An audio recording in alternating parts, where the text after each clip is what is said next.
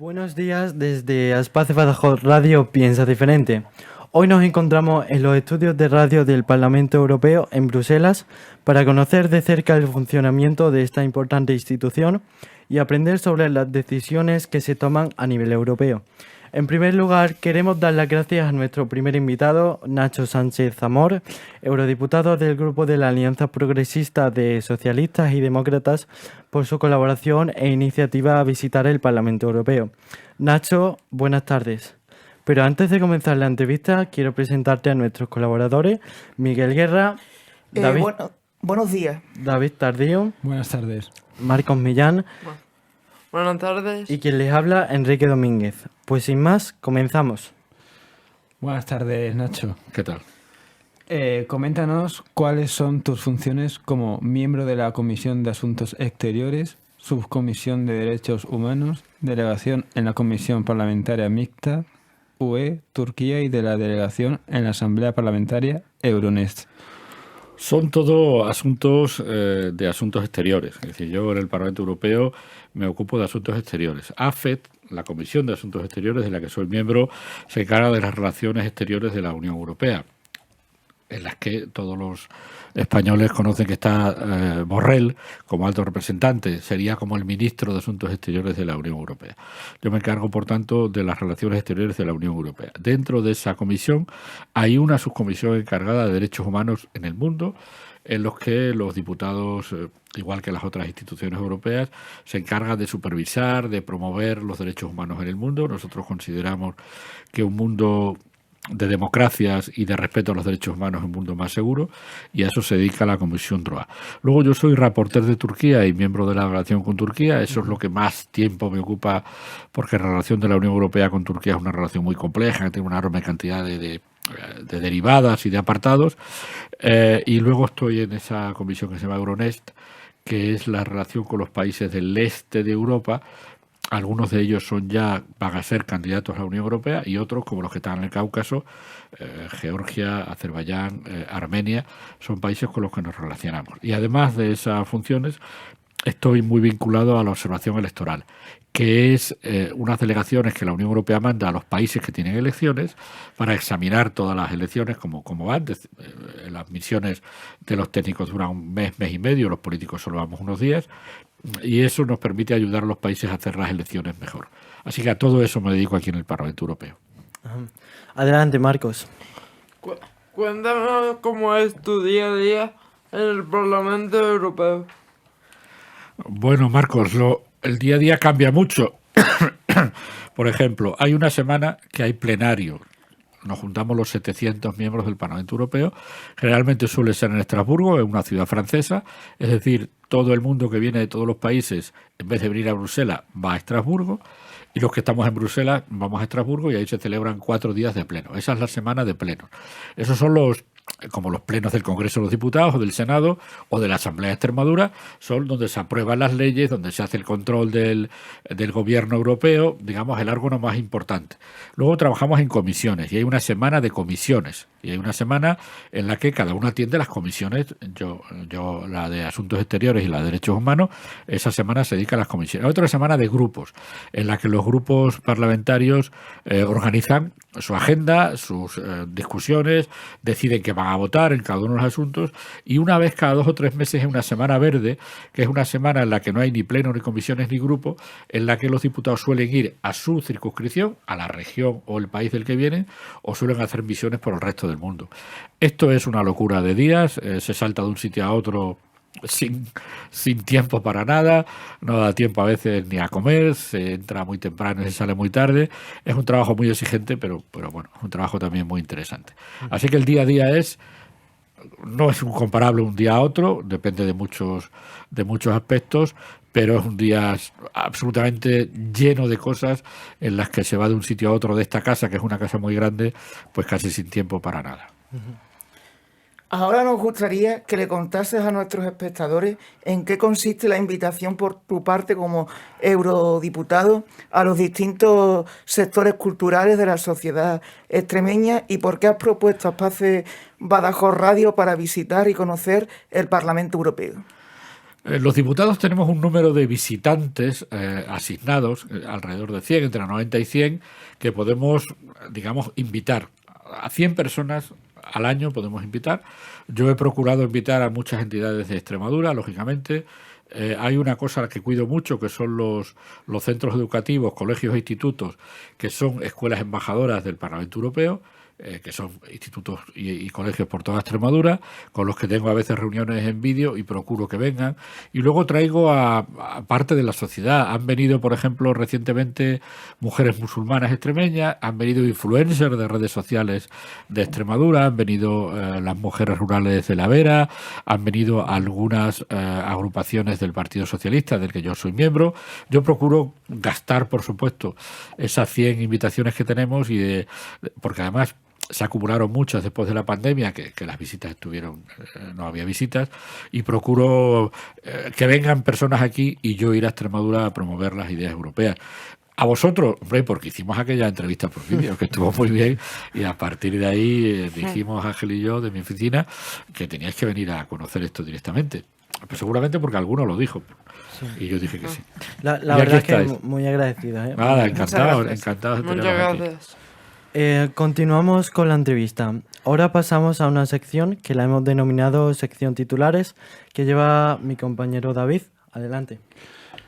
Bueno, Nacho, como acaba de decir mi compañero Enrique, la sección titulares te propondremos varios temas de importancia a nivel mundial y nos gustaría que pudieras darnos tu opinión sobre ellos.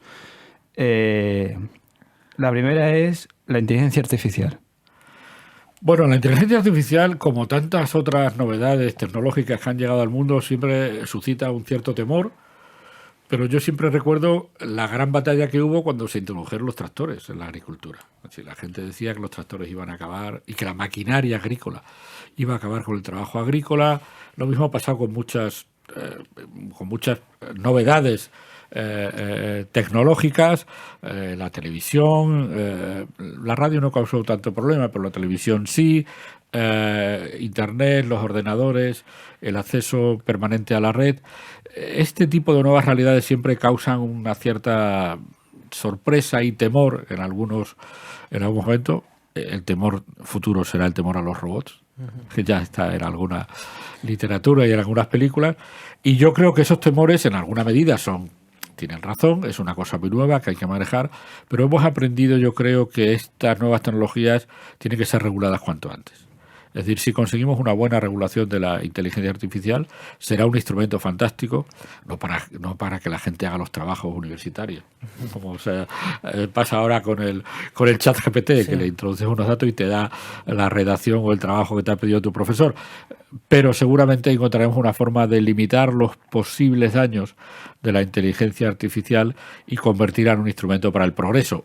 Eso ha sido lo que ha pasado siempre con los progresos tecnológicos. La medicina nuclear es hija de la guerra o de las armas nucleares y, por tanto, siempre hasta ahora la humanidad ha encontrado usos pacíficos y benéficos para tecnologías que en principio causan temor. Sobre la repercusión de la política estadounidense en Europa. Esto es una cuestión muy, muy importante. Para muchos países, la Unión Europea es como una especie de apéndice americano, y no es así. Y la verdad es que nunca ha sido así, y hay a veces muchas divergencias con Estados Unidos en muchos asuntos. Pero es verdad que Estados Unidos es una gran democracia, con una grandísima tradición. Europa es una gran democracia. Otros países con ideas similares, Noruega, Gran Bretaña, Suiza, Australia, Japón, Nueva Zelanda, son democracias.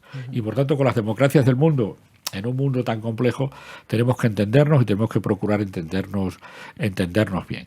Yo creo que eso es la autonomía estratégica de la Unión Europea, poder tratar de tú a Estados Unidos, sabiendo que hay cosas en las que coincidimos y hay cosas en las que somos muy distintos. Pensad, por ejemplo, el tema de las armas en Estados Unidos. Es una cosa muy peculiar de Estados Unidos. Europa nunca ha sido defensora de que la mejor manera de proteger la seguridad de la gente sea que todo el mundo tenga un rifle automático en casa. Claro. Bueno, pues nuestros amigos americanos, en su tradición cultural, eso está muy metido. Y como eso, en muchas otras cosas hay divergencias. pero en esencia somos grandes democracias tratando de hacer un mundo más seguro y un mundo en el que haya más democracias, y eso nos une por encima de otras diferencias. Y de las fake news. Las fake news han existido siempre. Lo que pasa es que ahora llegan a tu teléfono en cada instante. Antes, una fake news, siempre se pone un ejemplo, cuando España tuvo que abandonar Cuba tras una guerra con Estados Unidos, la excusa para que Estados Unidos declarara la guerra a España en Cuba fue una explosión en un barco que unos determinados periódicos, por intereses económicos, atribuyeron a España, y eso provocó una guerra. Eso era una fake news. La diferencia es que en aquel momento las noticias solo llegaban por periódicos, tardaban en llegar, solo llegaban a una élite pequeña que sabía leer y que leía periódicos. Cuando empezó la radio, pues también se extendió a más gente. Cuando empezó la televisión, se extendió a más gente, y ahora con nuestros teléfonos móviles podemos ser bombardeados por noticias falsas continuamente, y lo somos.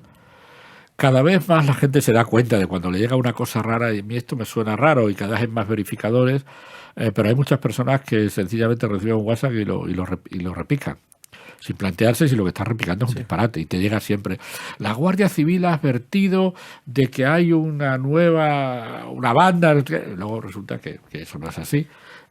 Por tanto, tenemos que educarnos todos en distinguir una noticia falsa de una noticia verdadera. Lo primero, confiando en los medios de comunicación. No es igual un WhatsApp que recibes de un colega o un tuit de una persona anónima que un tuit de un periódico serio, porque los periódicos serios están formados por periodistas que tienen una ética profesional y que no difunden cosas sin haberlas verificado. Por tanto, hay que educar a la población para que distinga las fake news de las noticias, que pueden ser buenas o malas o regulares. Y eso tiene una gran influencia en política, porque las fake news, digamos, inducen a la gente a actuar políticamente de una forma o de otra, y por eso es muy, muy, muy delicado. Pues, por ejemplo, cuando hablabas de inteligencia artificial, imagínate lo que es con los sistemas de inteligencia artificial fabricar con la imagen de un político que esté diciendo una cosa que no ha dicho de verdad. Claro. Y eso se repica y de repente todo el mundo ha dicho, pues fulanito ha dicho no sé qué, cuando en realidad es una imagen de inteligencia artificial. Por tanto, todos tenemos que educarnos para distinguir las fake news. Mi recomendación es: confiemos en los medios de comunicación tradicionales, lo cual no quiere decir que haya que volver a comprar el periódico en papel, pero siempre será más fiable un tuit o un post en una red social de El País, El Mundo, ABC o La SER, que un colega que sale de nadie sabe dónde diciendo una cosa que suena un poquito rara. Una página oficial. Podría ser. Una página oficial o una red social oficial, y chequéalo. Pues, cuando algo te suena, esto es muy raro, ¿no? Esto habrá pasado, chequéalo. A veces nos colocan fotos diciendo esto ha pasado en Israel ahora, y luego se resulta que esa foto está tomada hace 3 años en otro sitio. Bueno, porque hay muchos intereses y porque hay mucha gente que reacciona muy automáticamente y enseguida le da like y enseguida le da a retuitear o a repicar, y eso al final una noticia falsa la difunde universalmente. Esa es la diferencia. Una noticia falsa antes era lenta y daba tiempo a chequearla, ahora es automática. En cuanto se genera y en cuanto esa se genera y hay ejércitos de bots preparados para repicar noticias, eso se convierte en un hecho que luego hay que desmontar, y no siempre es fácil. Sobre la inmigración. La inmigración, tal y como está el mundo, va a seguir existiendo por muchos años. La primera es, esto no va a desaparecer, porque en el mundo hay muchos conflictos, porque en el mundo hay mucha desigualdad, porque en el mundo hay mucha hambre, y la gente ve cómo vivimos en Europa. Claro. Es decir, porque antes un chaval que vivía en una pequeña aldea del Congo tenía una idea muy poco clara. Ahora con la televisión y con internet, todo el mundo sabe cómo vivimos en Europa. Todo el mundo sabe que aquí hay oportunidades de empleo, de desarrollo, de protección social. Entonces, inevitablemente esa gente quiere una vida mejor.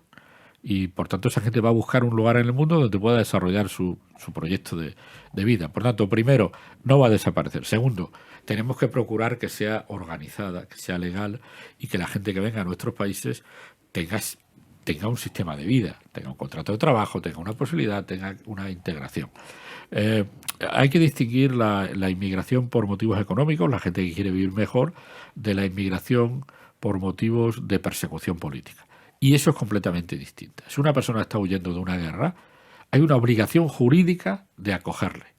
Si una persona viene porque quiere una vida mejor, no hay una obligación jurídica. Habrá una conveniencia, habrá una conveniencia de mercado laboral. Imaginaos lo que sería el mercado laboral de España sin la enorme cantidad de miles y centenares de miles de personas latinas que están en la hostelería o que están atendiendo a nuestros mayores. Claro. Es decir, forman parte ya del panorama social en España. Bueno, esa es una migración que por motivos culturales se ha integrado muy bien, por motivos lingüísticos se ha integrado muy bien, por motivos incluso religiosos se ha integrado muy bien, pero hay otras personas que vienen de otras partes del mundo para las que la integración no es tan fácil. Por tanto, esto no va a desaparecer. Hay que encontrar sistemas legales y seguros para que la gente se integre en nuestro sistema, porque nuestros países están muy envejecidos, muy poca juventud y muy poco recambio laboral. Hay que proteger siempre a los que huyen de guerras o de conflictos como una categoría distinta de la gente que quiere vivir mejor, y hay que procurar la integración de los que vienen, y ese también es un poco el límite. ¿Cuántos podemos integrar en nuestros sistemas laborales y sociales y educativos y sanitarios, y cuántos deberíamos compartir la responsabilidad con otros países? Y por último, Nacho, las elecciones europeas de 2024. Pues las elecciones serán en España el 9 de junio. En otros países serán todas esa semana. Hay países que tienen la tradición de hacer las elecciones en domingo, hay países que tienen la tradición de hacerlas en otros días de la semana, pero en esa semana que termina el 9 serán todas las elecciones. Estas elecciones serán unas elecciones que no van con otras elecciones en España, no van ni con municipales, ni con autonómicas, ni con generales. Por tanto, van a poner a prueba el interés de los ciudadanos en la Unión Europea. A mí lo que me gustaría de las elecciones europeas es que se hablara de Europa. El riesgo que corremos es que al final hablaremos otra vez de la amnistía o de cualquier asunto nacional, y las elecciones europeas se conviertan en una elección nacional más, cuando lo que estamos eligiendo no son ni nuestros concejales, ni los miembros de la Asamblea de Extremadura, ni los miembros del Congreso y el Senado, ni el Gobierno de España. Estamos eligiendo el Parlamento Europeo, y por tanto a mí lo que me gustaría es que nos centráramos en esas semanas en hablar de Europa, de los problemas de Europa y de lo que los diputados españoles podemos hacer por España en Europa y por Europa en España. No estoy seguro de que vaya a ser así, pero bueno, eso sería lo que a mí me gustaría que sucediera. Pues Nacho, muchas gracias por tus reflexiones y continuamos con la entrevista. El 6 de septiembre de 2023, la Comisión aprobó la propuesta para crear una tarjeta para personas con discapacidad y una tarjeta europea para el estacionamiento de las personas con discapacidad, para garantizar el desplazamiento libremente de las personas para garantizar el desplazamiento libre de las personas con discapacidad. ¿Nos puedes explicar para qué servirán estas tarjetas y cuándo estarán disponibles? La lógica de la Unión Europea es exactamente lo que has explicado. Es decir, eso que es un ejemplo que os afecta mucho a vosotros, esto pasa en todos los aspectos de la Unión Europea. La idea de la Unión Europea es lo que se hace en un país, lo que se autoriza en un país, tiene que servir para toda la Unión Europea. Si tú tienes un carnet de identidad español o un carnet de conducir, tienes que poder moverte por toda la Unión Europea sin pedir un carnet en cada país. Claro. Y esta es la lógica de la Unión Europea, también lo respectivo a vosotros, una acreditación de la discapacidad que sirva para todos los países y una tarjeta de aparcamiento que sea homologada por todos los países. Y eso es lo más normal del mundo, porque lo que estamos haciendo desde hace 40 años es precisamente eso. Que no haya lógicas nacionales y que con todo tipo de trámites, con todo tipo de autorizaciones, cualquier persona pueda moverse por la Unión Europea, sea cual sea su condición. Eso vale para trabajar, para prestar servicios, si eres un abogado, para educarte y para moverte. Y ese es un ejemplo más de creación de sistemas, no de protección, porque los sistemas de protección, eso no es un sistema de protección, es un sistema, digamos, de comodidad para tu movilidad. Lo hicimos en España hace mucho tiempo, no os acordáis porque sois muy jóvenes. En España antes, si eras cazador, tenías que sacar una licencia entre cada comunidad autónoma. Bueno, esas son las cosas que hemos ido resolviendo. Que la tarjeta sanitaria tuya de Extremadura la metas en una farmacia en Valencia y te dé la medicina que te tiene que dar. Bueno, esas son las cosas que hemos hecho en España y que estamos haciendo en Europa. Por tanto, esa tarjeta y ese permiso de circulación y de aparcamiento en condiciones especiales es lo más normal del mundo. Lo raro es porque no lo hemos hecho antes. Es verdad que hay mucha tarea para hacer, pero esa es la lógica. Que cualquier ciudadano de la Unión Europea pueda acreditar su condición, sus derechos, sus necesidades particulares en cualquier sitio de la Unión Europea sin tener que reclamar de cada sitio al que va un papel, un permiso, eso. Y no es complicado, no es complicado. Adelante, Marcos. Para finalizar, nos gustaría que nos dijese una palabra a todo el equipo de Aspas de Bajo Radio Piensa Diferente. Bueno, que voy a decir, estoy encantado de teneros aquí, que me lo paso muy bien con vosotros, que sois una gente muy divertida y que, claro, yo vivo en Bruselas, no puedo oír vuestra radio habitualmente, ¿no? Pero el contacto que he tenido con vosotros ha sido fantástico y creo que dais, no quiero decir un ejemplo, porque eso parece como que sois unos héroes, sois gente normal, pero me parece muy bien que estéis divulgando de una manera muy natural, sin ningún tipo de, ¿cómo te diría yo?